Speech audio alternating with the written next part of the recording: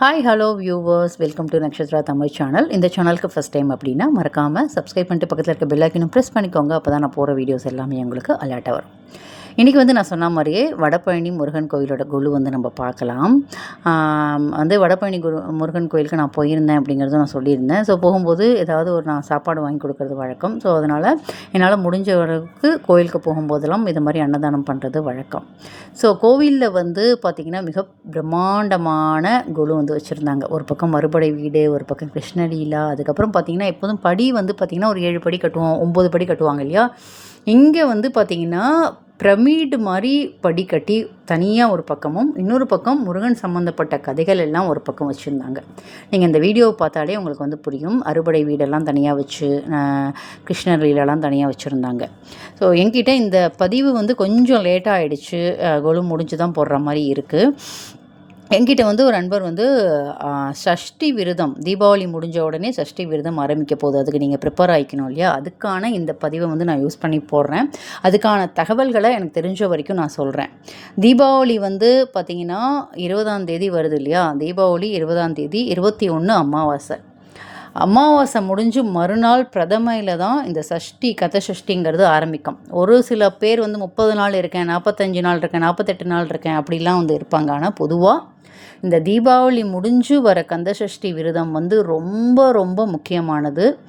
வாழ்க்கையில் எவ்வளோ பெரிய கஷ்டங்கள் இருந்தாலும், துன்பங்கள் இருந்தாலும், மிகப்பெரிய கடன்கள் இருந்தாலும், சொல்ல முடியாத படி துக்கம் இருக்குது, ஒரு சில விஷயங்கள் என்னால் சொல்லவே முடியலனாலோ, இல்லை அவ்வளோ மனவேதனை இருக்குது, பெண்ணுக்கு கல்யாணம் நல்ல வாழ்க்கை துணை அமையணும், அதே மாதிரி பையன் நல்லா படிக்கணும், மிகப்பெரிய வேலை வேணும் அப்படின்னு நினச்சாலோ, எனக்கு அவ்வளோ கடன் இருக்குங்க.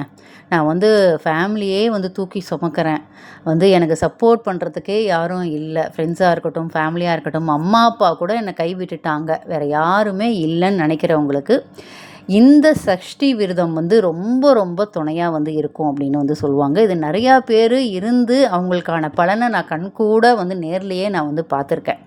நீங்கள் என்னென்னா ஒரு விஷயம் நினச்சிக்கோங்க, எது முக்கியமானது வாழ்க்கையில், எதனால் ரொம்ப ரொம்ப அவதிப்படுறீங்க அப்படிங்கிறத மனசில் நினச்சிக்கிட்டு முருகனை இந்த சஷ்டி விரதத்தப்போ முருகனை மனசார வேண்டிக்கோங்க, நிச்சயமாக பலன் கிடைக்கும். இது எப்போ ஆரம்பிக்குது அப்படிங்கிறதும் நான் சொல்கிறேன்.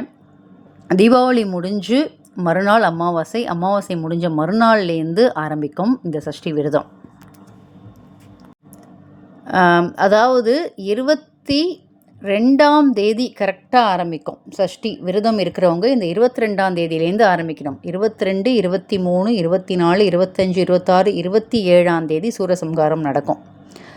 பொதுவாக விரதம் இருக்கிறவங்க சூரசம்ஹாரம் வரைக்கும் இல்லாமல் மறுநாளைக்கும் பார்த்திங்கன்னா ஒரு நாள் எக்ஸ்ட்ரா இருக்கிறவங்களும் இருப்பாங்க. ஏன்னா அந்த வள்ளி திருமணத்தோடு தான் முழுமையாக அந்த திருவிழாக்கள், அந்த விழாக்கள் திருச்செந்தூரில் நிறைவேறுது. எல்லா கோவில்லையுமே சூரசம்ஹாரம் பண்ண மறுநாளைக்கு அந்த முருகனுக்கான திருக்கல்யாணம் ஒவ்வொரு கோவில்லையும் நடக்கும். பொதுவாக பார்த்திங்கன்னா அந்த சூரசம்ஹாரம் வரைக்கும் சஷ்டி முடிஞ்சிருச்சு அப்படின்னு சொல்லிட்டு விரதம் இருக்கிறவங்களும் உண்டு. ஆனால் ஒரு நாள் எக்ஸ்ட்ராவாக இருந்து அந்த திருமண காட்சியும் பார்த்துட்டு விரதத்தை முடிக்கிறவங்க தான் ரொம்ப ரொம்ப சால சிறந்தது அப்படின்னு சொல்லுவாங்க.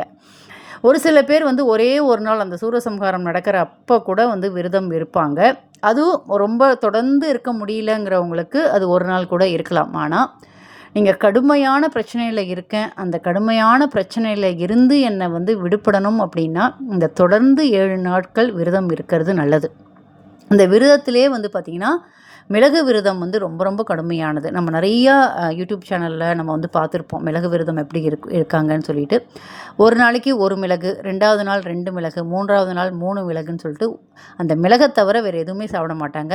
தண்ணி நிறையா குடிப்பாங்க. வெறும் தண்ணியும் மிளகுமே சாப்பிட்டு விரதம் இருப்பாங்க. இது ஒரு பக்கம். இன்னொரு பக்கம் பார்த்திங்கன்னா ஒரு வேளை மட்டும் சாப்பிட்டுட்டு இருக்கிறவங்க இருப்பாங்க. இன்னொருத்தவங்க பார்த்திங்கன்னா காலையிலையும் நைட்டும் டிஃபன் சாப்பிடுவாங்க.